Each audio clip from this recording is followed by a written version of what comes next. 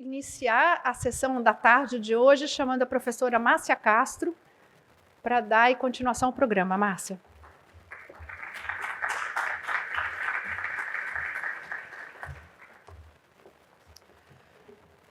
Bom, gente, eu falei antes para vocês que o professor Steve Levitsky é o diretor do Centro de Estudos na América Latina, lá na universidade. Ele não pôde vir aqui, mas ele mandou uma mensagem, então eu só queria apresentá-lo. Ele é professor de Estudos na América Latina e professor de governo em Harvard. Ele é o diretor do centro e talvez vocês conheçam ele porque ele escreveu o livro Como as Democracias Morrem. E ele não veio exatamente porque ele está trabalhando no segundo livro, que eu espero que seja Como as Democracias Sobrevivem. Então a gente vai ver o vídeo dele agora. I want to offer an enthusiastic welcome to all of our colleagues, our partners, alumni, students, and friends who are gathering today in Rio to celebrate the 16th anniversary of the Dr. Class Brazil office. I really wish that I could be there with you. I was last in Rio in 2019 for the launching of my book, How Democracies Die. And I can't be with you today because I'm in the final throes of writing a follow-up book to How Democracies Die. But I do plan to be in Brazil soon. To launch the new book, to visit our extraordinary office in Sao Paulo, and maybe to gloat about Argentina's triumph in the coming World Cup. I wasn't supposed to say that. Anyway, happy birthday to the Brazil office and to the Brazil Studies program. I cannot say enough about the contributions of this program. Over the last 16 years, the Brazil office and the Brazil Studies program have done precisely what we asked them to do. They have dramatically increased the frequency and the depth of engagement between Harvard and Brazil. Faculty and students from across Harvard now engage with Brazil in their research, in their teaching and learning, and that's contributed to a significant production and dissemination of knowledge. And that's what Dr. Class is all about, generation and dissemination of knowledge about Latin America, whether it's history, politics, culture, economics, natural sciences, public health, or education. Students, of course, are our top priority. Dr. Class strives to be a place where students can connect and engage with Latin America. And we're working to broaden the range of opportunities for students across Latin America. And we're really proud of the range of internships, mentorships, fellowships, and research opportunities that the Brazil office provides for Harvard students. It's second to none in that. We're also working to strengthen faculty engagement in Latin America under the leadership of Francis Agopian first, and now under the leadership of my extraordinary colleague, Marcia Castro. The Brazil Studies program has contributed a lot to these efforts.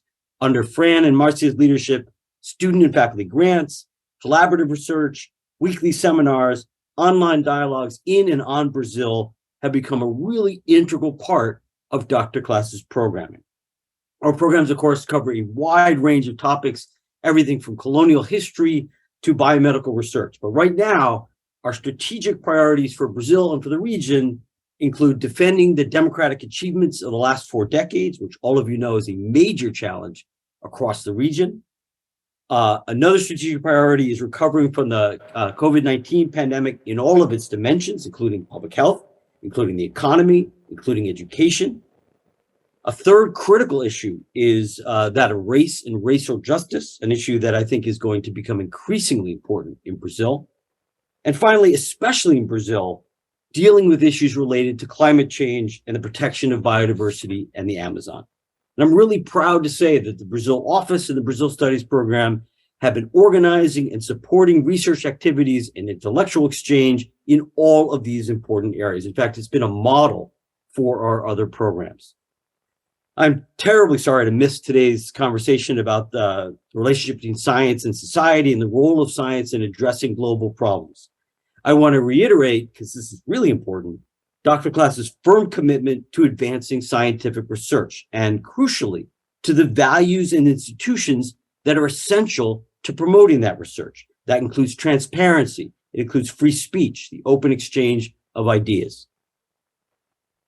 In closing, let me just say that the Brazil office and the Brazil Studies program have done a truly extraordinary job of engaging our faculty and our students in conversations, in collaborations with top researchers, with top research institutions, and with policymakers in Brazil and across the region. I want to thank each and every one of you for your commitment and your contributions to the Brazil office. That has meant taking time out of your busy schedules to collaborate with us, to participate in our activities, to share your ideas and your proposals. Much, of course, remains to be done, but with Marcia's leadership, with the guidance of our great steering committee, with the extraordinary work of Elena and Tim and the rest of our team in the Sao Paulo office, I'm quite confident in the path that we're on. So you should know you've got a strong supporter in the director's office in Cambridge. Now, does that mean that I'm going to be rooting for Brazil in the World Cup? Hell no. I'm going to be rooting my ass off for Argentina. But once the impact of Argentina's World Cup victory subsides, December and January, I'm confident that we'll be able to restore a fruitful and collaborative relationship. I wish all of you the very best in today's event, and I look forward to working closely with you in the months to come. Thanks very much.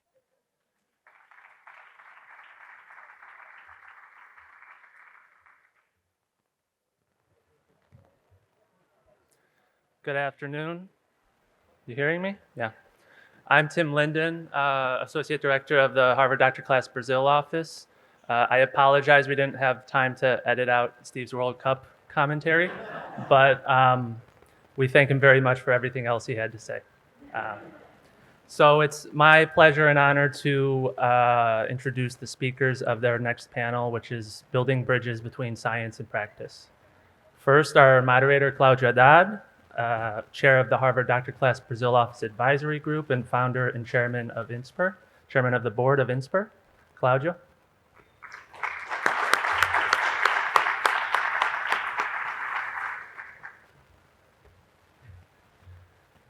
We'll have Naomi Pierce, Sidney and John Hessel Professor of Biology and Curator of Lepidoptera in the Museum of Comparative Zoology at Harvard University.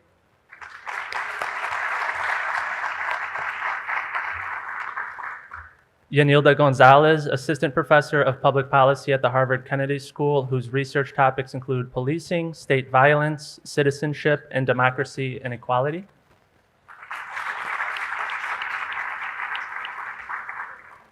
Nivea Raposo, researcher, part of the network of Baixada mothers and family members of victims of state violence, and one of the coordinators of the Stop Killing Us movement.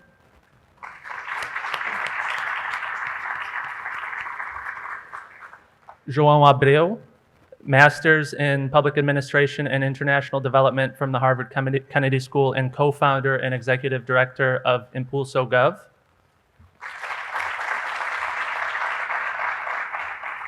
Naércio Menezes Filho, Ruti Cardoso Chair and Professor of Economics at INSPER, Associated Professor at the University of Sao Paulo and member of the Brazilian Academy of Sciences. And last but not least, Carlos Nobre, Senior Researcher at the University of Sao Paulo Institute for Advanced Studies, member of the Brazilian Academy of Sciences and world-renowned Earth Systems scientist.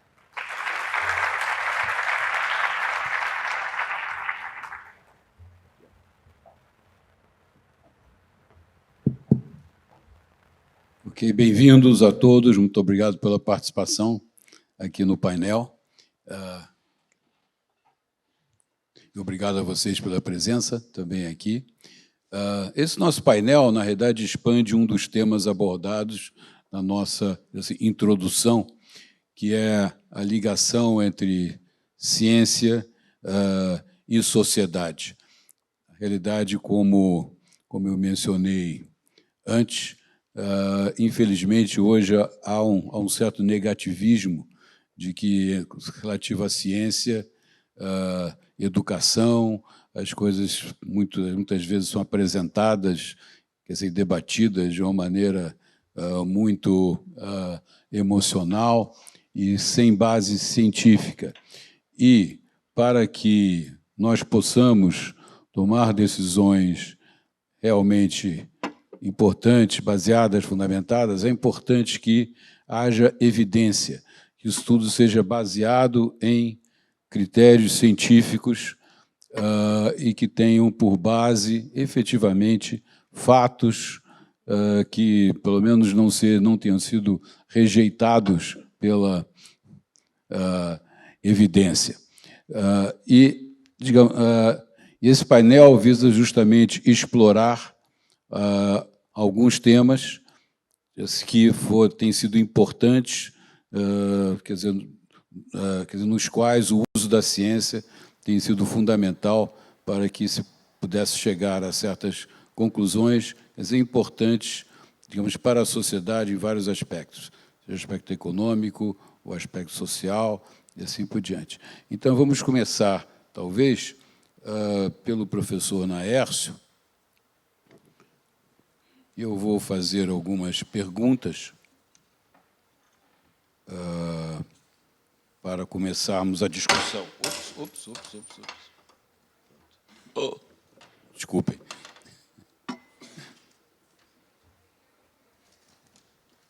Naércio, você teve uma presença, uma participação decisiva em todo o projeto da primeira infância, que nós fizemos Harvard, USP, INSPER,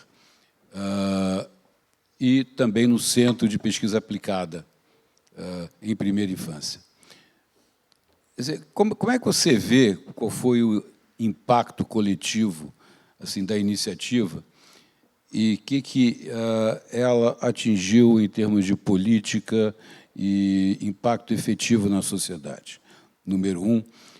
E, como cientista brasileiro, como essa experiência influenciou a sua visão sobre o trabalho, digamos, na sociedade brasileira? Assim, o que se pode fazer a mais, digamos, dentro desse mesmo esquema? Legal, obrigado pela pergunta, Cláudio. Em primeiro lugar, eu queria agradecer o convite para estar aqui, agradecer a Helena, o Tim. É um prazer, uma honra estar aqui, participar desse evento de celebração. E eu queria falar um pouco dessa iniciativa, o Núcleo Ciência pela Infância, que é uma iniciativa que também tem como parceiros a Fundação Maria Cecília Souto Vidigal, a Fundação Bernard Van Leer, Póticos. Eu acho que é uma iniciativa muito interessante, porque nós conseguimos juntar uma série de instituições para promover e disseminar a importância da primeira infância, com base no conhecimento científico da primeira infância. Então, desde o início também, o Center for Developing Child de Harvard foi um parceiro importante. E, com base no modelo desenvolvido pelo CDC, nós reunimos uma série de cientistas, uma série de instituições, todos trabalhando pro bono, um trabalho interdisciplinar, com o objetivo de disseminar a importância da primeira infância para a sociedade. E a iniciativa teve bastante sucesso, bastante impacto. A gente tem um curso de formação executiva, em que vários líderes da sociedade brasileira vão para Boston, né? Participam durante 2 semanas, depois passam um período fazendo projetos, voltam para o Brasil. E um desses projetos, por exemplo, ajudou a fazer o Marco Legal da Primeira Infância, que foi uma série de leis que foi promulgada pela presidente do Brasil em 2016, uma série de leis para proteger a criança, para definir o que as crianças brasileiras têm direito, e isso teve bastante impacto. E, além disso, de um tempo para cá, começou a aparecer, o tópico da primeira infância começou a aparecer cotidianamente em jornais e revistas e reportagens, algo que não acontecia no passado. Até os economistas que trabalhavam mais com educação e saúde, agora o tópico de primeira infância aparece toda hora, é quase um consenso. Temos que pensar na primeira infância, tudo começa na primeira infância. E acho que o NCPI, essa iniciativa, em que o Dr. Klaes teve um papel importante, eu acho que foi um influenciador da situação que a gente tem agora, né? E é muito comum a gente ouvir, por exemplo, na sociedade, a questão de igualdade de oportunidades, que é um conceito central. Assim, não importa onde você nasce no Brasil, se você nasce numa região pobre, rica, se você é branco, negro, homem, mulher, você tem que ter direito a realizar seus projetos na vida. Esse conceito é central. E a sociedade brasileira, como todos sabem, continua muito desigual, a mobilidade entre classes é baixa, e pessoas que nascem em famílias pobres têm muitas dificuldades na vida. Então, esse conceito da primeira infância como uma oportunidade para igualar oportunidades é um conceito muito importante. E isso afetou também o meu trabalho, porque acabou entrando tanto em mim que a minha produção científica, a minha pesquisa, agora, grande parte voltada para a primeira infância, para estudar esses aspectos. Então, acho que foi importante em várias dimensões, e eu acredito que tenha sido uma iniciativa de muito sucesso e espero que continue sendo assim para frente. Não, sem dúvida nenhuma, Nézio. Okay, muito obrigado. Foi um trabalho sensacional que tem sido feito até hoje. Obrigado. Vou passar para o João Abreu. João, você se formou na Kennedy School, Harvard Kennedy School, e agora fundou Impulso Gov, é isso? E, quer dizer, você podia falar um pouquinho o que é o Impulso Gov? Quer dizer, como é que foi a sua transição de ser um aluno da Kennedy School para o empresário? Impulso Gov. E, quer dizer, sobre a sua perspectiva, como que os pesquisadores brasileiros podem colaborar com o Impulso Gov? Perfeito. Obrigado, Cláudio. Obrigado a todo mundo pela presença. Estou muito contente de estar aqui. Como o Cláudio falou, eu sou economista de formação. Trabalhei na Prefeitura de São Paulo, na área de parcerias público-privadas, durante alguns anos também, onde eu tive o privilégio de conhecer servidores públicos incríveis e também pessoas que estavam vindo do setor privado, muitos, inclusive, consultores da McKinsey, que trabalharam com a Patrícia Ellen, que vai estar amanhã no Summit Alumni, que a gente vai conversar sobre isso. E eu estava até falando com a Ana Paula, acho que ela está ali, ontem à noite, sobre... ela falou uma frase que faz todo sentido para mim também. Ela falou, o momento que eu mais brilhava o olho assim, com a minha carreira foi quando eu estava do lado de dentro do governo. Por que isso? Porque Laércio foi muito preciso aqui, adiantou minha fala. A desigualdade que a gente tem ainda no Brasil, o quanto importa o CEP onde você nasceu, foi uma coisa que sempre me incomodou. Eu sou de São Paulo, passei minha vida inteira lá. Eu via isso tanto nas ruas mesmo, é muito fácil de ver, em São Paulo, aqui no Rio, infelizmente em qualquer grande cidade do Brasil, e nos números também. Né? Quando você olha para a mobilidade social, para a desigualdade de oportunidades, o Brasil ainda está em posições muito vergonhosas nesses rankings. E é por isso que políticas públicas, que setor público, era uma coisa que me atraía muito desde cedo, desde lá do comecinho. E para linkar isso, né, com a escola de governo de Harvard, onde eu fui fazer o meu mestrado, eu vi muito rápido ali na prefeitura que eu queria trabalhar com isso por muito tempo, talvez pela minha vida inteira. Então, fui perseguir meus estudos na Kennedy School, escola de governo da Universidade de Harvard. Queria, inclusive, aproveitar essa oportunidade para agradecer duas pessoas que estão neste painel. Primeiro é o Cláudio, porque uma das coisas que viabilizou minha ida foi a Fundação Estudar, sou bolsista da Fundação, e garantiu que eu pudesse fazer essa experiência acadêmica super rica para mim. E o próprio professor Laércio, que, além de tudo que ele disse aqui, ele também foi meu orientador na graduação e foi autor de uma das cartas de recomendação que me levaram aí ao mestrado, então não teria ido para Harvard e não estaria aqui se não fossem essas duas importantes contribuições. E aí, finalmente, o que é a Impulso Gov? A Impulso é uma organização que eu fundei junto com a Isabel, minha sócia, nos conhecemos no mestrado há pouco mais de 2 anos. Ela é uma organização sem fins lucrativos que atua para melhorar a gestão do SUS, do Sistema Único de Saúde, em prefeituras no Brasil inteiro. Isso é essencialmente a nossa missão. Somos hoje um pouco mais de 30 pessoas na equipe e atuamos em um pouco mais de 50 cidades espalhadas em todas as 5 regiões do Brasil. Por que a gente decidiu fazer isso? Como eu falei, trabalhei na prefeitura, vi de perto que os problemas sociais do tamanho que a gente tem precisam de soluções igualmente grandes. Para você não ficar desesperado e achar que não tem o que fazer, eu acredito que o caminho precisa passar pelo governo, porque ele é muito grande. No caso da saúde, a gente tem 150 milhões de pessoas que dependem exclusivamente do sistema público de saúde. Eu digo exclusivamente porque a pandemia nos mostrou que todos nós dependemos e muito do SUS. Mas são esses 150 milhões de pessoas que estão no foco da nossa atuação. E, por outro lado, a gente tem mais de 1 milhão de profissionais de saúde espalhados no país inteiro, trabalhando muito duro todos os dias para entregar a saúde de qualidade para a população.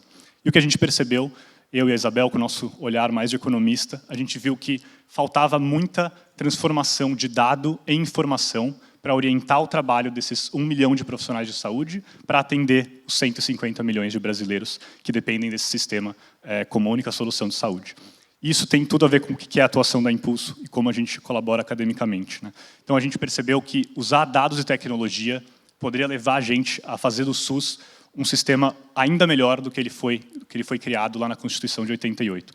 Uma espécie de SUS 2.0. A gente tem fé de que o SUS pode ser o melhor sistema de saúde do mundo se a gente fizer só mais um pouquinho, só mais algumas medidas adicionais em relação ao que a gente já tem hoje. E para dar um exemplo, talvez vocês tenham visto na mídia que a cobertura vacinal de diferentes tipos de vacina está caindo muito velozmente no Brasil. A gente tem o risco de ver ressurgirem doenças que a minha geração, por exemplo, não conhece, como a polio.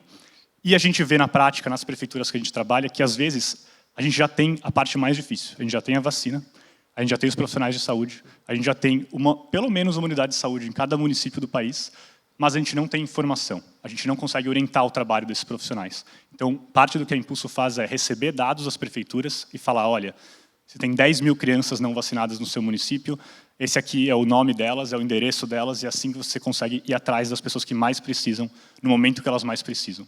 Não é fácil fazer isso sem uma equipe de cientistas de dados, sem tecnologia por trás, porque o sistema não é feito para isso, ele não está moderno o suficiente a esse ponto, né? E eu acredito, como o Cláudio falou no começo, que políticas públicas baseadas em evidências, baseadas em dados, é o único caminho para o nosso país ir para frente. A gente já tem um governo bastante robusto, eu acho que a gente pode fazer muito melhor com os recursos que a gente já tem no setor público, e a Impulso é sobre fazer isso na área da saúde, com a esperança também de influenciar e inspirar outras áreas sociais. Por fim, queria falar que a Kennedy School, minha experiência no mestrado na HKS, ela não teria sido possível, a experiência da Impulso não teria sido possível sem o mestrado, por pelo menos 2 razões. A primeira é a Isabel, que não está aqui hoje, mas é minha cofundadora, e eu conheci ela no mestrado. A gente morou juntos, inclusive, por 2 anos. Eu sempre brinco que se você conseguiu morar 2 anos com alguém, ficou tudo bem, vocês podem cofundar uma organização juntos, que vai dar tudo certo. E o segundo foi a própria universidade, Harvard, muito marcante para mim o otimismo que envolve o ambiente acadêmico lá em Harvard. Quando eu falava, putz, eu estou com essa ideia meio doida de voltar para o Brasil e fundar essa organização, tal, junto com a Bel, lá, pelo menos lá em Harvard, eu só escutava assim, cara, que legal, vai lá, acho que vai dar certo. Aqui no Brasil, meus amigos eram mais tipo, você está um pouquinho fora da caixinha, pensa umas coisas menos ambiciosas, menos arriscadas também. Então, essa coragem que veio da universidade certamente me influenciou muito. E eu queria também agradecer a toda a comunidade Harvard Brasil, porque esses diálogos que eu tive, que fizeram a gente tomar essa decisão, eu e a Bel, tiveram muito a ver com esse empurrão que a comunidade nos deu, de forma geral. Então, eu queria agradecer e muito animado para o resto da nossa conversa aqui hoje. Excelente, João. Muito bem.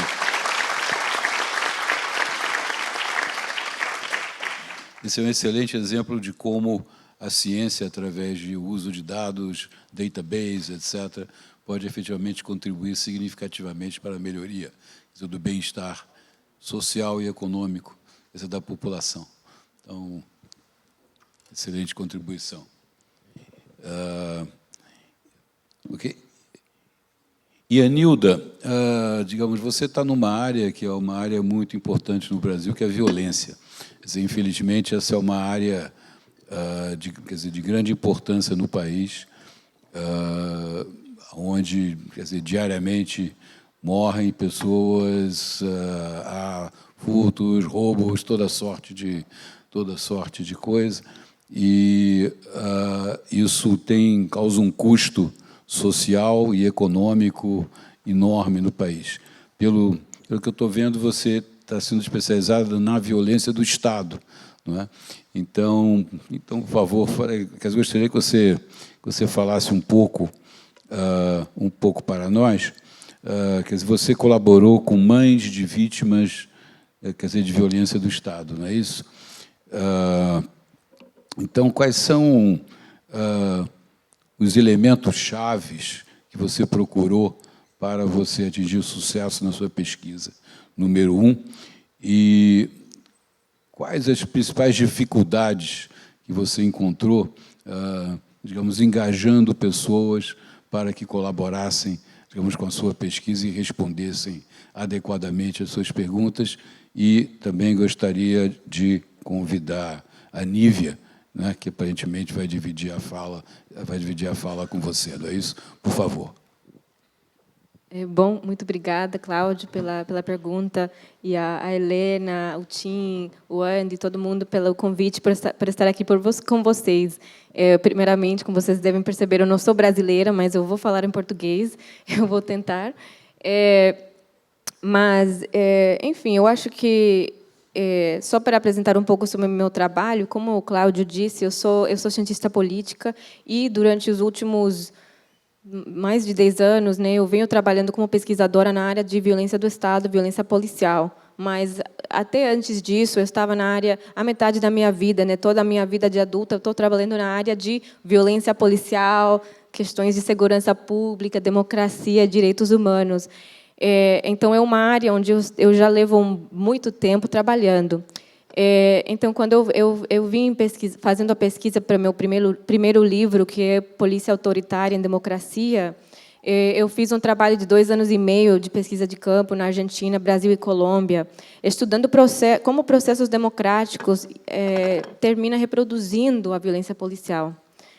Mas, quando chegou a hora de eu fazer meu segundo livro, que também tem a ver com essa questão de violência do Estado, mas desde o ponto de vista de movimentos de vítimas que sofreram essa violência, eu reparei que quanto eu não entendia sobre essa realidade, né? Então, minha perspectiva sobre essa problemática realmente mudou, foi transformada quando eu cheguei a colaborar com mães e familiares de vítimas, né? Então, desde 2016, que eu levo uma colaboração ativa com grupos de mães e familiares de vítimas para tentar entender essa problemática de um jeito diferente. Mas depois eu cheguei a reparar que não era suficiente assim fazer uma aproximação, colaboração, mas, na verdade, que essa colaboração tinha que ser na pesquisa mesma. Que a pesquisa tinha que incorporar a colaboração ativa dessas mães e familiares. Então, aí foi que eu apresentei uma proposta ao Dr. Class, ao Brasil Office, Brasil Program, para fazer uma pesquisa ação participativa, onde essa questão do principal investigator, o pesquisador principal, não seria somente eu ou outra professora, outro acadêmico, mas uma mãe de vítima também. Então, ela efetivamente, nessa pesquisa, somos 3 pesquisadoras principais, eu, uma professora da Unifesp, Rayane Assunção, e uma mãe que foi fundadora do Movimento Mães de Maio, Débora Silva. Então, somos nós 3 quem fizemos a proposta, e depois convidamos 3 mães de outras cidades diferentes do Brasil, que também perderam filhos pela violência do Estado, e que também são militantes, e que agora também são pesquisadoras. Então, a gente convidou elas também para trabalharmos juntas nesse processo. Então, usando um conceito que foi divulgado e explicado muito bem por uma palestrante, né, que estava no painel anterior, que é a Jamila Ribeiro, né, nessa questão de lugar de fala. Então, a ideia dessa pesquisa colaborativa de colocar no lugar de fala as mesmas pessoas que estão vivenciando essa problemática de violência do Estado na pele. Então, eu quero ceder o espaço, passar a fala, o lugar de fala, para a Nive, a minha colaboradora nesse projeto, que é mãe, pesquisadora, ativista aqui no Rio de Janeiro. Então, ela vai falar um pouco sobre como foi o nosso processo. Posso bater palma para você?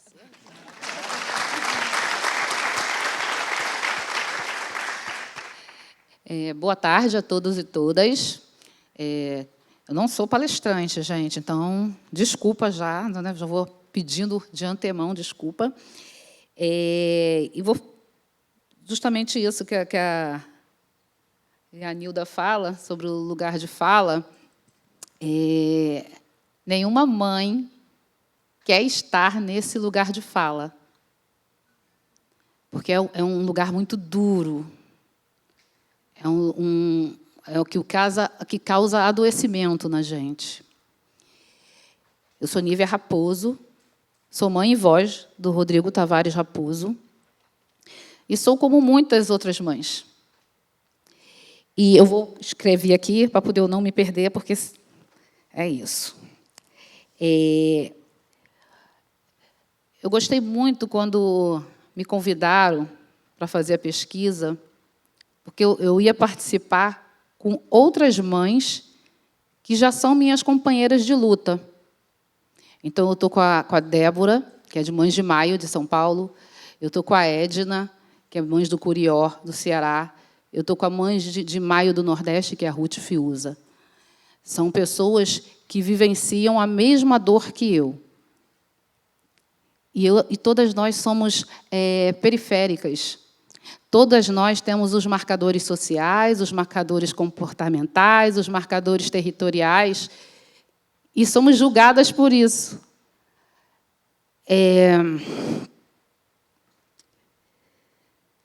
Esse conhecimento empírico que a gente tem, que a gente está lá, que a gente vivencia, nos torna intelectuais orgânicos, que é o conhecimento que vocês têm sobre nós. E, por muito tempo, sempre teve gente para falar por nós.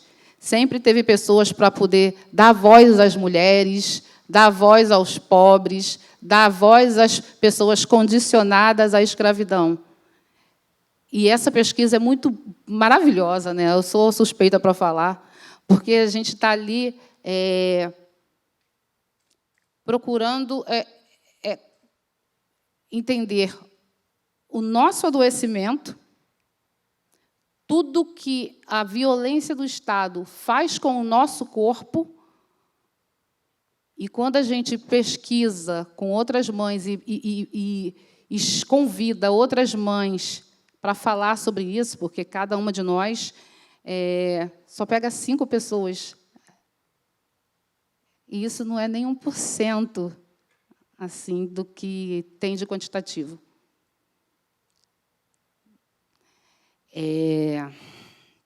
Eu acho que é muito isso mesmo, gente.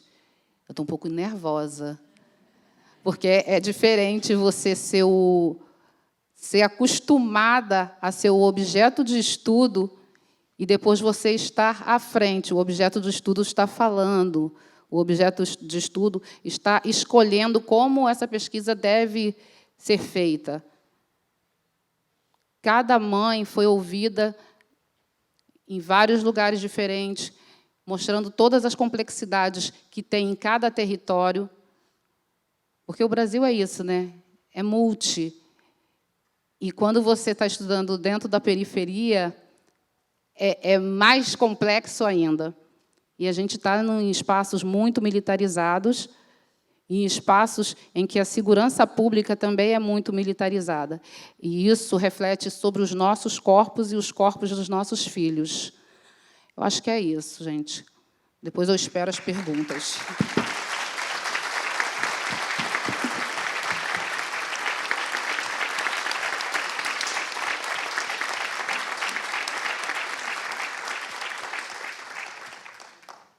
Excelente, Nívia.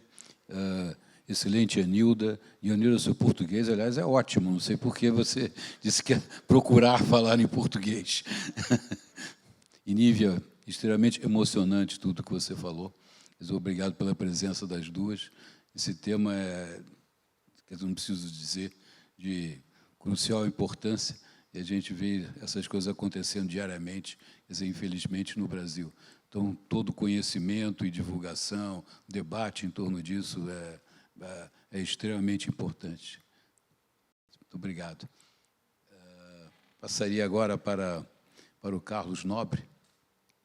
Carlos, você é um dos cientistas mais conhecidos e renomados em relação à Amazônia, e você tem chamado a atenção para o chamado tipping point, quer dizer, da Amazônia, e criou Amazon 4.0, né? Quer dizer, uma iniciativa para tentar escapar desse tipping point, né? Você poderia falar um pouquinho, quer dizer, sobre isso para nós, como é que é essa iniciativa, se nós estamos perto desse tipping point, e, quer dizer, qual a forma de procurar, de fato, evitá-lo? Claro que pela sua iniciativa, entendo, mas há outras formas, como, digamos, engajar mais a sociedade nisso. Boa tarde a todas e a todos. Boa tarde a todas e a todos. Muito obrigado pelo convite. É uma honra estar aqui com vocês. Parabéns a Harvard pela iniciativa. Como você falou, Cláudio, nós estamos realmente na Amazônia, nós estamos na beira do precipício do ponto de não retorno. E é um ponto de não retorno, eu estou aqui com um grande amigo e colega, Fábio Scarano, que está ali, um dos maiores cientistas brasileiros em biodiversidade. Entende tudo de biodiversidade. E temos trabalhado há muitas décadas juntos. Nós estamos num ponto, esse ponto é o quê? Se continuar as mudanças climáticas, que estão aumentando muito a intensidade das secas na Amazônia, a frequência e intensidade, 2005, 2010, 2020, foram secas adicionais, que não era comum acontecer. E os usos da terra, o desmatamento, a degradação, as queimadas, isso tudo coloca todo o sul da Amazônia na beira desse tipping point, que é o que nós já estamos vendo no sul da Amazônia. É uma área imensa, vai desde o Atlântico, todo o sul da Amazônia, até a Bolívia, até os Andes. 2,5 milhões de quilômetros quadrados, que estão todos os sinais. A estação seca está 5 semanas mais longa, mais quente, mais seca, aumentou a mortalidade das árvores e riscos de extinção de espécies. Tudo já está acontecendo. Estudos científicos não é mais previsões teóricas do futuro, é coisa que nós estamos vendo. E se passarmos esse ponto de não retorno, o que vai acontecer? Todo esse sul da Amazônia, e o centro também, vai virar um ecossistema degradado. Poucas árvores, gramíneas, vai ter uma enorme extinção. Então, nós temos que interromper isso. Como que nós temos que interromper? Em primeiro lugar, tendo sucesso no Acordo de Paris e não deixar a temperatura passar de 1,5 graus. E, ainda assim, essas secas e esses extremos vão continuar acontecendo. E outra coisa, que esse é um desafio dos países amazônicos, é zerar os desmatamentos, zerar a degradação e o fogo em toda a Amazônia, mas principalmente no sul da Amazônia. E como fazê-lo? Combater o crime, que tomou conta da Amazônia, sim. Ter efetividade de políticas de governança de todos os países amazônicos, sim. Mas nós precisamos criar uma coisa nova. O que é? É uma nova economia para a Amazônia. E é isso a proposta que nós estamos fazendo, muitos grupos dos países amazônicos, e com muita parceria em pesquisas com instituições de fora do Brasil, em particular com a Universidade de Harvard. É criar o que nós chamamos essa bioeconomia de floresta em pé. E aí a gente tem que olhar um pouquinho e aprender um pouco com as populações tradicionais, os povos indígenas. Os povos indígenas vivem há 12 mil anos, chegaram os humanos na Amazônia, e eles sempre valorizaram a floresta em pé, por várias razões, mas também porque promove um bem-estar pessoal, social, de saúde. Os indígenas, esses que não foram afetados por nós, eles têm um nível de saúde muito bom. Uma criança indígena tem um nível de QI pleno, muito diferente das crianças das populações amazônicas do desmatamento. Os pobres de agricultura urbana, eles têm uma terrível dificuldade, eles se alimentam muito mal. Então, nós temos que criar essa nova bioeconomia, que é um desafio. E aí a gente olha um outro desafio, assim, 8 bilhões de habitantes no mundo, hoje, 80% do nosso consumo de proteínas e calorias, 80% são somente 13 produtos, 5 proteínas animais e 8 grãos. Poxa, isso é um absurdo. Um mundo que tem toda a biodiversidade, a gente consome tudo em pouquíssimos produtos. O Brasil, os países amazônicos, têm a maior biodiversidade do planeta. Quanto que a biodiversidade que o Brasil tem a maior biodiversidade, a Amazônia, Mata Atlântica, Cerrado, Pampa, Pantanal, tudo, a maior biodiversidade. Caatinga, maior biodiversidade. Quanto que isso entra na economia do Brasil? Menos de 0,2%. Então, essa é uma coisa que nós temos que culturalmente mudar. Os europeus chegaram aqui, Fábio e eu escrevemos um artigo há alguns anos, né, num jornal, os europeus chegaram aqui, os tupinambás usavam centenas de produtos. Os portugueses usavam 15 ou 20. Eliminaram todos os produtos da nossa biodiversidade, substituíram tudo por o que vem de fora. Vamos mudar. Então, na Amazônia, a Amazônia 4.0, a ideia é o quê? É um projeto que nós queremos mostrar que o grande potencial econômico da Amazônia é a floresta em pé, com agregação de valor, com tecnologias modernas, indústria 4.0. Já estamos levando para a Amazônia uma primeira biofábrica na cadeia do cupuaçu e do cacau. Vamos capacitar inicialmente 4 comunidades agora, já a partir do mês que vem, no estado do Pará, e estamos em contato com várias comunidades indígenas. As comunidades indígenas querem também se modernizar e agregar valor. São produtores de cacau e do cupuaçu e querem fazer biofábricas de chocolate. Então, essa é a ideia inicial do projeto, mas nós temos que expandir esse projeto para toda a escala da imensa biodiversidade amazônica, e a ciência tem um enorme papel para traduzir essa biodiversidade em valor social, valor econômico, e que melhore a qualidade de vida de todos os povos amazônicos. Muito obrigado.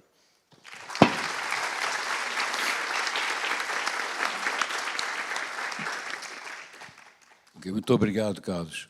Aliás, a exposição aqui ao lado mostra como é importante esse tema para todos nós. Fotografias maravilhosas, quem não viu, digamos, recomendo altamente dar uma olhada na exposição do Salgado. Coisas espetaculares que eu nem sabia que existiam na Amazônia, tipo montanhas elevadas e assim por diante. Mas um espetáculo. Ok, Naomi, você trabalha como, digamos, bióloga, não é isso? E, especificamente, trabalhou sobre as asas das borboletas, né? Assim, butterfly wings.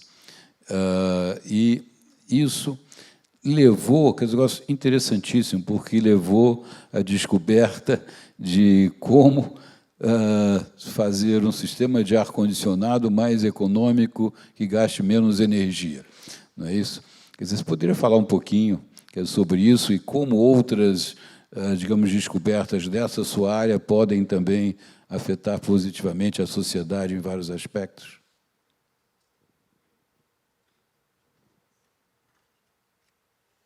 Thank you very much. I'm sorry, we'll switch to English here. I'm very, very glad to be here, and thank you all for inviting me. I work on butterflies. I'm the curator of Lepidoptera at the Museum of Comparative Zoology at Harvard. And I studied butterflies because of my interest in their systematics and their evolution. But I came across this very interesting phenomenon that led me straight into working on climate change. And I'll explain to you first how that happened and then some of the consequences of it. So the interesting thing about butterflies, aside from their beauty and the sort of a symbol, in a way, the butterflies to me are a symbol of any organism that you find in the rainforest or here in Brazil. Biodiversity is fantastic. But the wings of butterflies are very thin. That means that they have a very thin thermal capacity. They can't hold, I mean, if you put the wing out in the sunshine, within 10 minutes, it will cook completely. Now, you may think, well, the wings are kind of dead anyway. I mean, aren't they a little bit like our hair? If you pick up a butterfly, you pick it up by its wings, right? But actually, the wings are very much alive.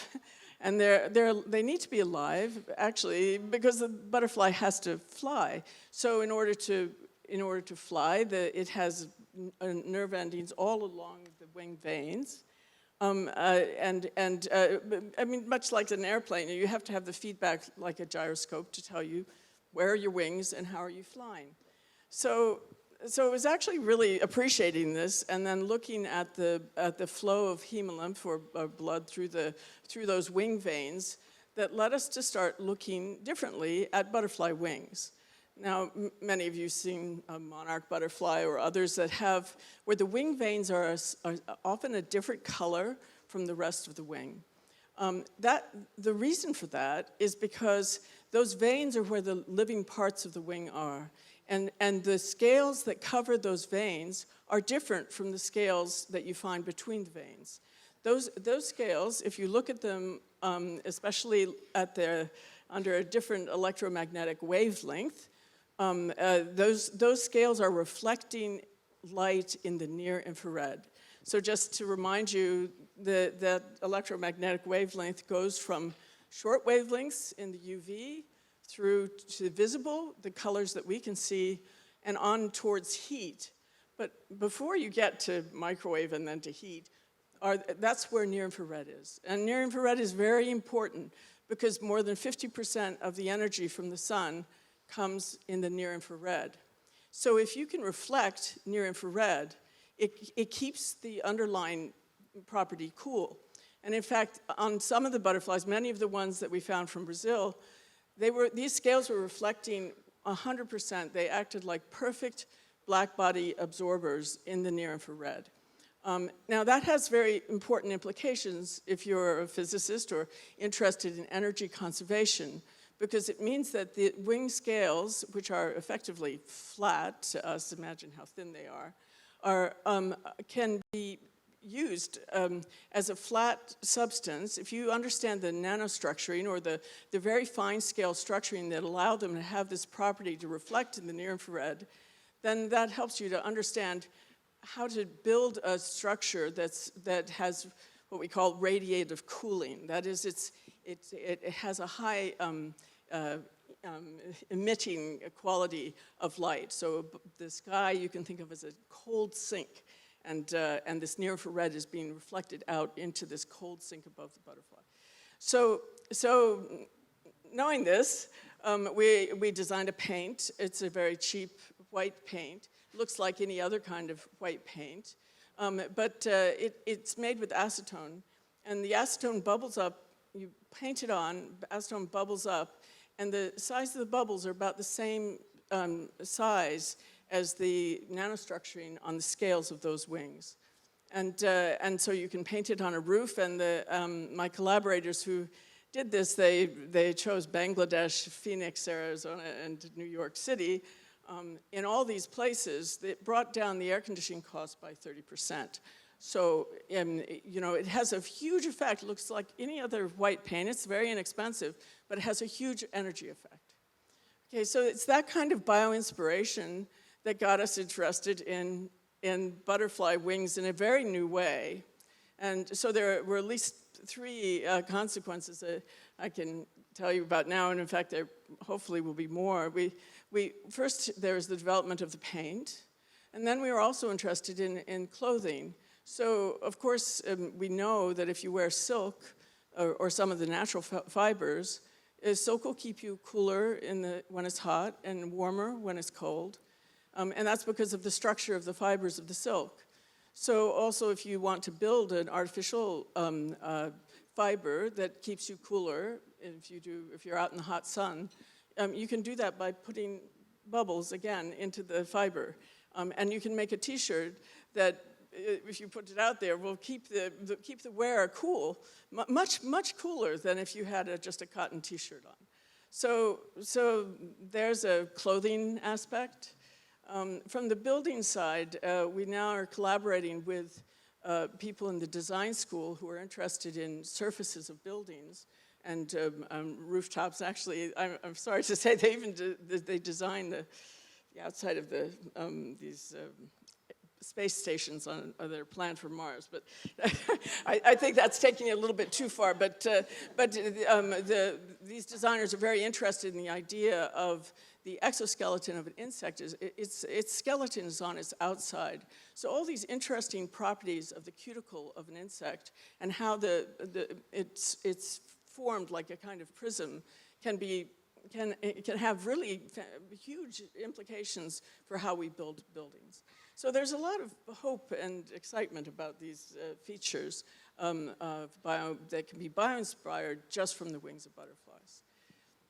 I would add to that that we also, so they're the very clear applications. There are also applications that are a little more difficult to explain, so I'll just jump quickly. Because they're reflecting in the near-infrared, we also suspected that the insects that are doing this must be able to perceive wavelengths in the near-infrared. We can't see them, but we thought that they could. But in order to do that, you have to have the right receptor. So we know that opsins are the receptors in our eyes that let us see the blue or the red or the green. is there an opsin that will allow a butterfly or a moth, especially a moth flying at night, looking for a host plant, and everything is rare in the forest and you have to find it, can they find their host plants by using this opsin? And so we developed an assay that's enabled us to look specifically for those receptors. And the reason that it has an applied importance is that if you do molecular research, there are tools that neurobiologists use that involve light, optogenetic tools. And so far, those tools have all involved using short wavelengths of light. That allows you to penetrate a skin only a short way. You can't go through bone. And what they'd really like to do is be able to go into the brain and see what's going on, understand better what's happening in the brain.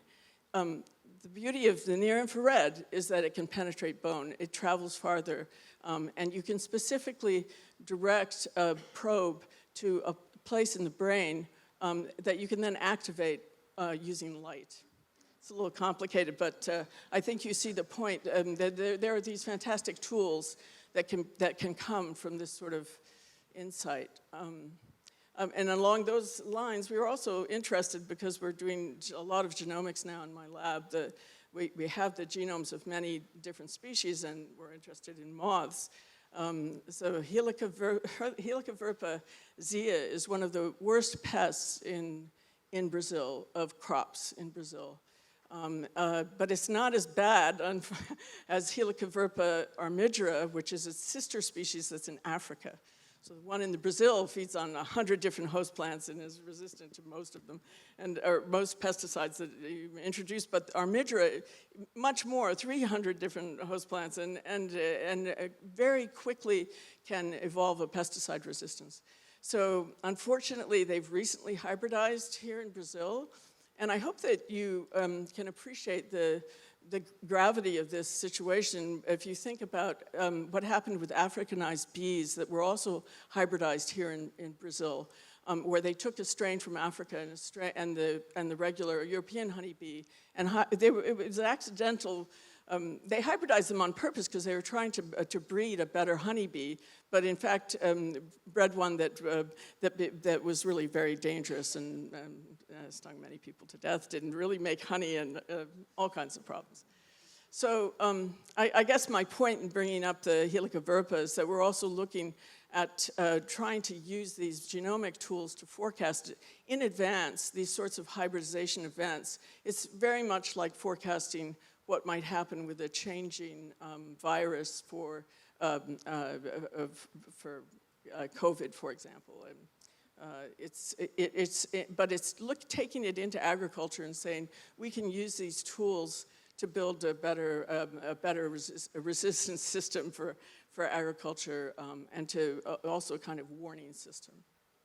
Okay, and then finally, my last point in bringing all this up is that you might never think that any of these innovations or applications might come from just studying butterflies. I mean, they are also the emblem of frivolity, and they are beautiful, and of course, I'll be honest, this is what got me interested in them in the first place.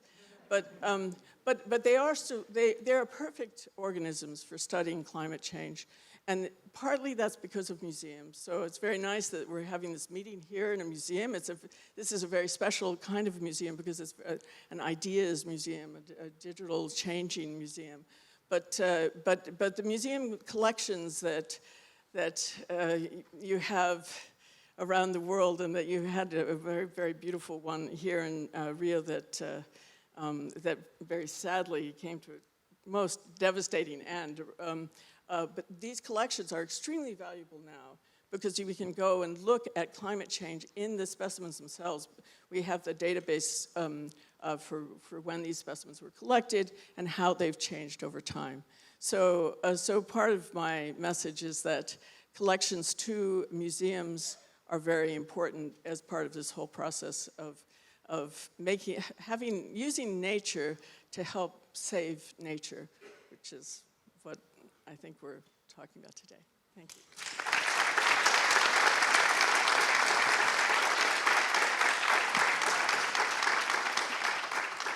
Okay, fascinating. Really.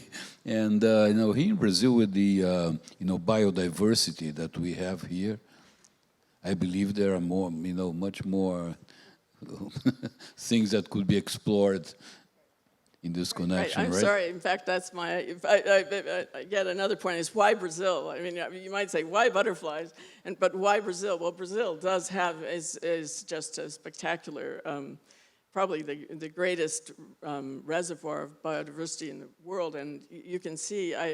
It is actually. I find it both depressing and encouraging at once to see this amazing exhibit out here of the photographs, because it's inspiring because there's still enough of this rainforest left, and depressing because we know how quickly it's disappearing. So, yes, I mean, Brazil is really at the heart of this whole debate. Juntando com a fala do Carlos Nobre, quer dizer, mais uma razão para nós protegermos a Amazônia, para mantermos essa nossa biodiversidade, que também pode se transformar em um impacto econômico muito importante, né, como novas descobertas. Nós temos ainda 20 minutos, então abro agora para a plateia para possíveis perguntas, comentários aos nossos palestrantes.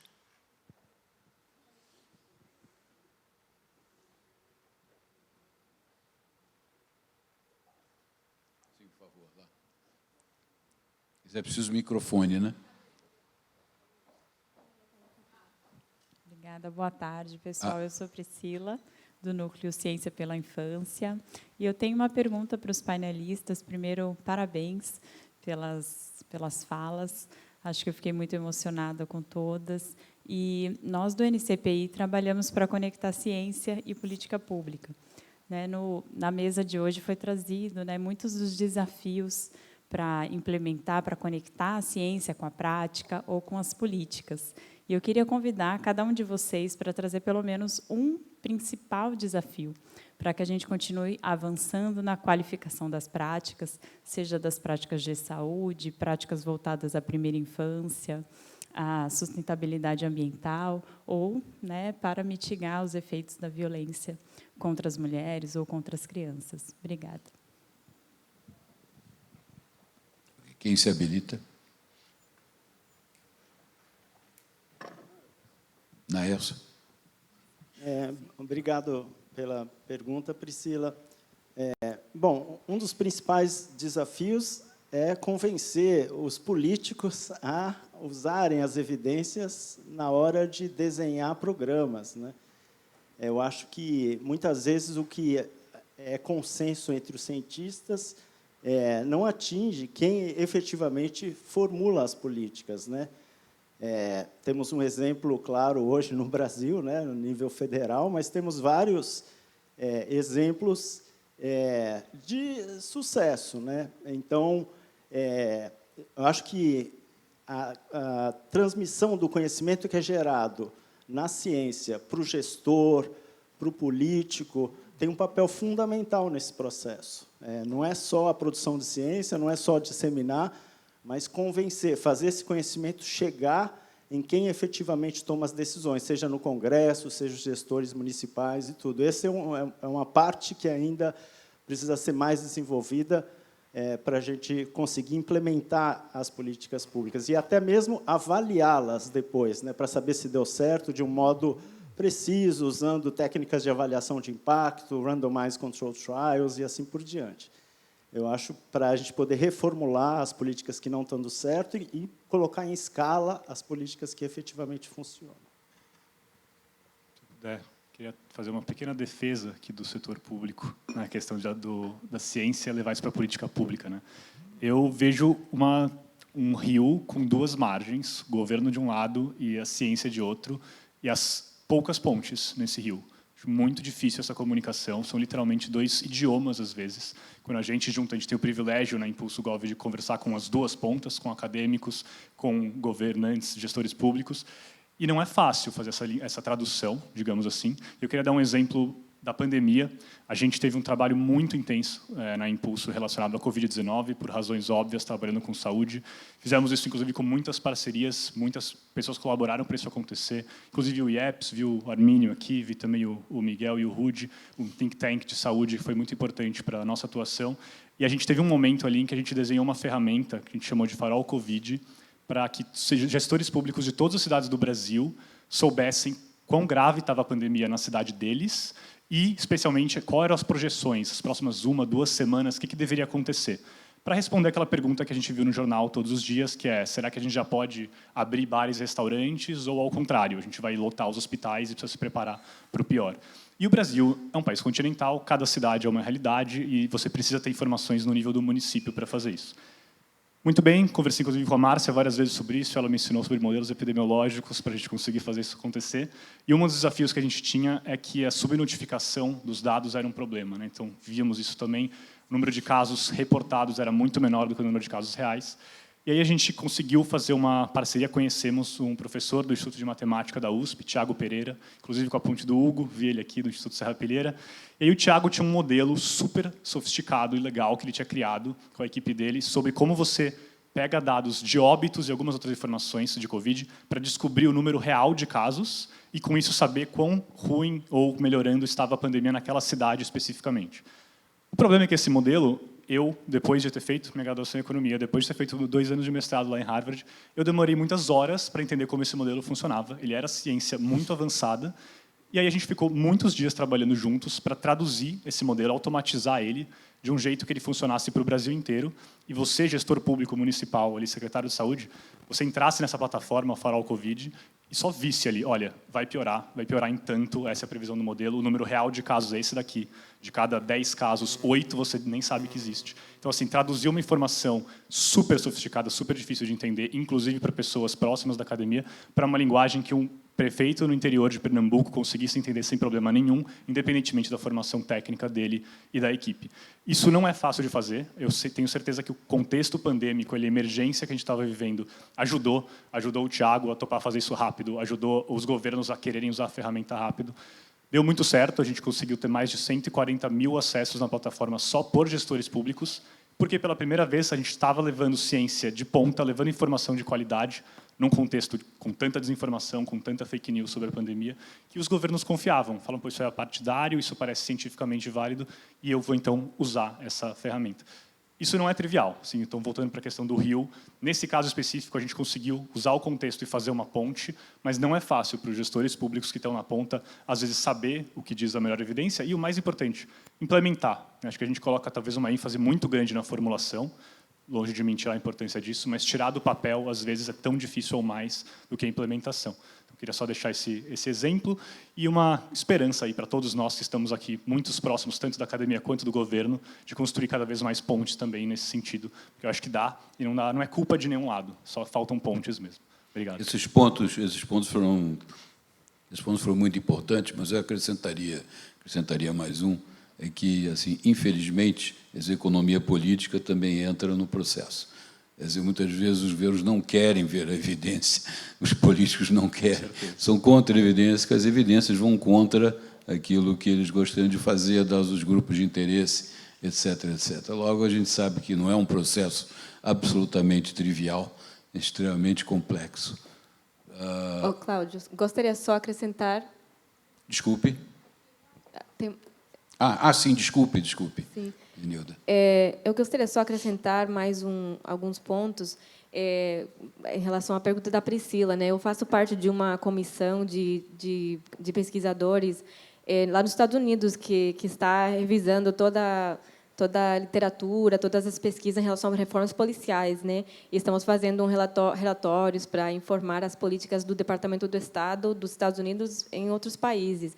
E é exatamente como vocês dizem, né, que tem muitos desafios que muitas vezes os funcionários públicos não querem ouvir as nossas conclusões das nossas pesquisas, mas como uma pessoa que faz pesquisa na área qualitativa, numa área que é tão delicada, sensível para a sociedade e tão importante para entender, eu gostaria só acrescentar um ponto que é a importância da inclusão das comunidades afetadas por esses processos de violência do Estado e outros processos de injustiça nas nossas pesquisas. E tem muito a ver, eu quero resgatar 2 pontos do painel anterior, né? Primeiramente, o Flávio, né, que falou da discriminação na inteligência artificial.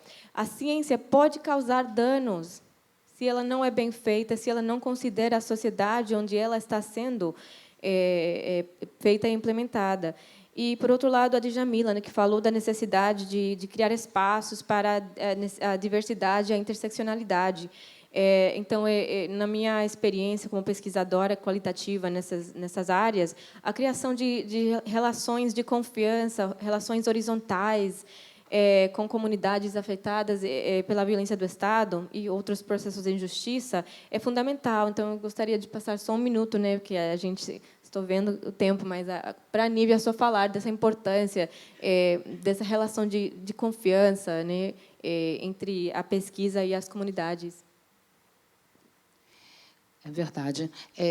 Porque é difícil qualquer pessoa, qualquer teórico chegar numa comunidade dessa, numa comunidade periférica, chegar uma pessoa branca, vir com todo seu arcabouço teórico e tentar passar aquilo para uma mãe que perdeu um filho, uma mulher preta que mora lá na periferia da periferia, ela não vai nem ouvir a primeira pergunta. Então, quando a Yanilda vem com essa questão importantíssima, que é as próprias mães perguntando para outras mães que passaram pela mesma coisa, é totalmente diferente. Ela já tem uma outra percepção das perguntas que eu vou fazer né, eu também, porque eu sei exatamente o que ela está sentindo.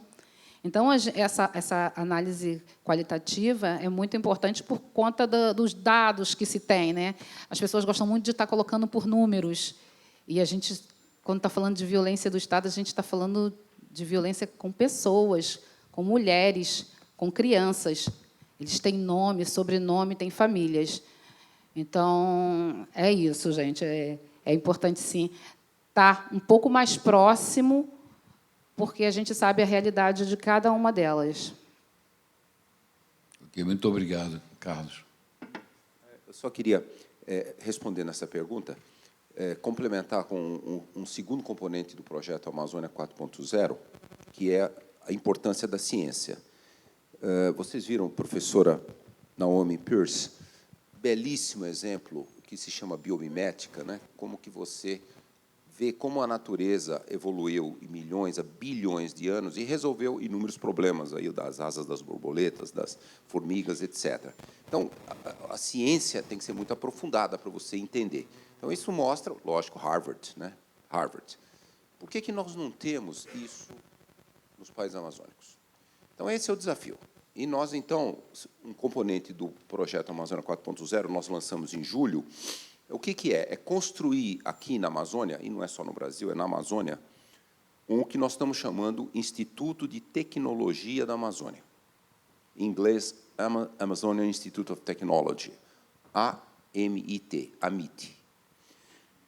E nós começamos a fazer isso. E nós queremos, avançamos, já fizemos um pré-estudo, e agora estamos desenvolvendo um estudo, que é construir um padrão MIT, padrão Harvard, na Amazônia. Nós precisamos disso, porque como nós vamos desenvolver um novo modelo econômico, social, que beneficie as populações amazônicas em todos os sentidos e proteja a floresta, se nós não avançarmos com a ciência. E um desafio também desse AMIT é como trazer o conhecimento dos povos originários, como mesclar isso com ciência e inovações tecnológicas. Esse é um enorme desafio que não foi vencido em nenhum lugar do mundo ainda. Então, esse é mais um projeto que eu acho que nós, todos dos países amazônicos, nós devemos ter muito entusiasmo, apoiar e vamos construir. Eu estudei no ITA e depois eu fiz meu doutorado no MIT. Eu vi o que é o papel de você ter a capacidade científica e tecnológica para realmente chegar a soluções sustentáveis. Então, esse é o segundo componente do projeto. Cláudio, eu acho que nós todos, Brasil e os países amazônicos, devem fazer esse enorme esforço. Temos parceria já com o MIT, queremos fazer uma parceria com Harvard, né? A professora Márcia Castro sabe disso. Queremos fazer várias parcerias e aí, em um ano, ter um plano completo e aí criar esse instituto. Ele será descentralizado, envolverá muitos países amazônicos e vai atacar como realmente usar a ciência e, junto com os conhecimentos dos povos originários, para encontrar essa solução para a Amazônia, para salvar, de fato, a Amazônia e também os povos amazônicos. Excelente, Carlos. Grande perspectiva. Naomi, would like to... Yes, if I can just add, since we're here in... Oops. I can't listen and talk at the same time. It is strange. Since we're here in this particular setting, I have to say one of the biggest challenges is for people in general is to be able to think ahead to the future. I mean, we know our own experience of the past, but actually, I mean, I think the saying here is that you know, today is tomorrow, and climate change is already here. And it is happening so fast that it's really very frightening. So I don't exactly have a solution, but certainly the challenge is thinking forward to the future, to what kind of planet you'd like your children to live in. This is very hard to do. Today is tomorrow already. Certainly. Okay, thank you, Naomi. Bom, eu fui instruído a terminar no tempo exato, 3h30, e eu sigo instruções. Agora, então, temos espaço para mais uma pergunta.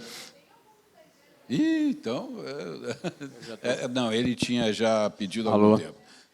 Então, boa tarde a todos. Eu sou Aloysio Segurado, professor de Doenças Infecciosas e Parasitárias da Faculdade de Medicina da USP, e, no momento, também com a responsabilidade de conduzir a pró-reitoria de graduação da universidade.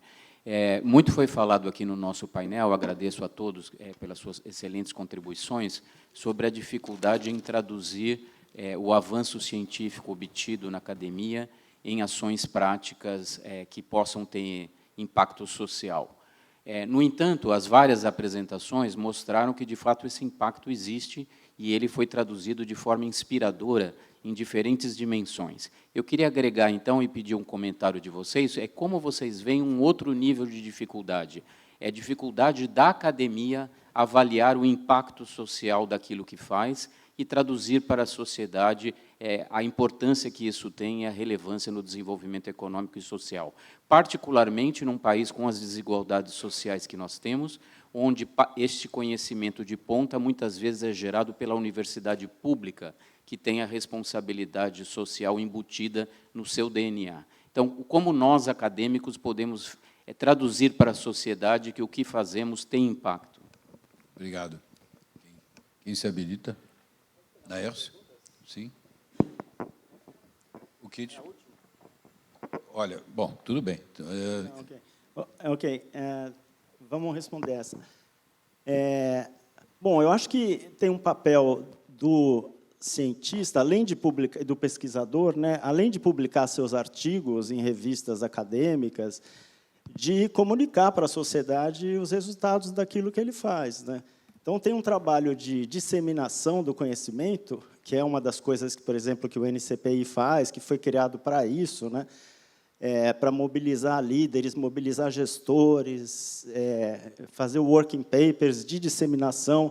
E os próprios pesquisadores podem escrever. Eu tenho uma coluna no jornal, por exemplo, no Valor, e uso Twitter. Só para interromper rapidamente, para ajudar, quer dizer, esse foi todo o trabalho que foi feito no marco da primeira infância. Exato. Quer dizer, foram feitos seminários em Harvard, no INSPER, envolvendo políticos, envolvendo secretários de educação, envolvendo formadores de opinião, etc., etc. E isso foi disseminado e aí gerou toda a parte política. Exato. Agora, é um trabalho que tem que ser feito, que só publicar um artigo numa revista científica, eu acho que vai ser lido por outros meia dúzia de acadêmicos, em geral, e vai dar muito pouco resultado. Exato. Foi exatamente para isso que foi construída esse núcleo Ciência pela Infância. E mobilizando gestores, trazendo para Harvard e ensinando sobre a importância da primeira infância, estimulando-os a fazer projetos nas comunidades. Esse é um exemplo claro desse tipo de iniciativa. Acho que a gente precisa de mais iniciativas desse tipo nas várias áreas.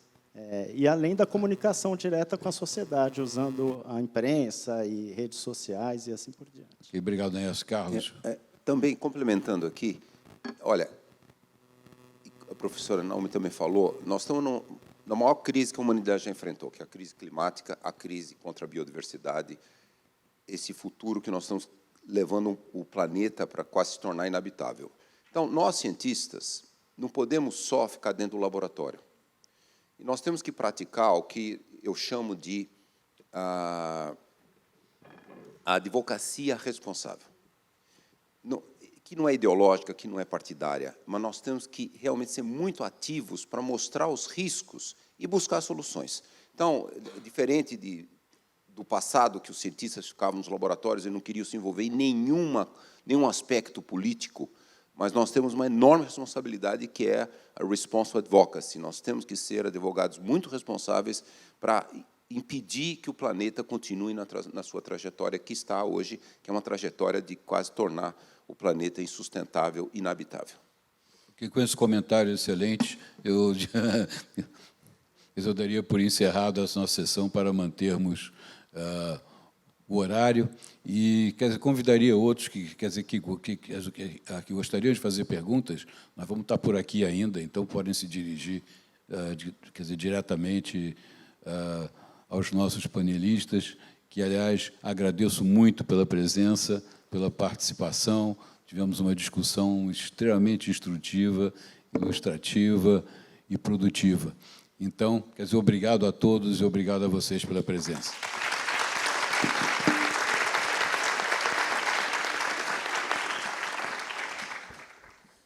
Conversa, muita complexidade, não é? A conversa foi bem intensa.